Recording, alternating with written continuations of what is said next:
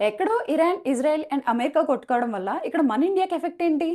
అక్కడ వాళ్ళు అలా కొట్టుకోవడం వల్ల ఇక్కడ మన జోబులో డబ్బులు ఖాళీ అవుతున్నాయి అనే విషయం మీకు తెలుసా? ఇరాన్ అండ్ ఒమాన్ మధ్య ఒక చిన్న సముద్రపు దారి ఉంది. అది కేవలం 39 కిలోమీటర్ల వెడల్పుతో పర్షియన్ గల్ఫ్ని ఇండియన్ ఓషన్తో కనెక్ట్ చేస్తుంది. దాన్నే స్ట్రెయిట్ ఆఫ్ హార్ముస్ అంటారు. ఇండియా దాని అవసరాలకి 85% ఆయిల్ని ఇంపోర్ట్ చేసుకుంటుంది. దాంట్లో 50% ఆయిల్ ఇదే దారిలో వస్తుంది.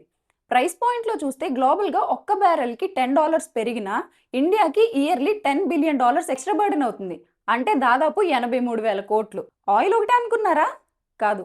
ఇరాన్ ఇండియాలో పండించే బాస్మతి రైస్కి సెకండ్ లార్జెస్ట్ బయర్.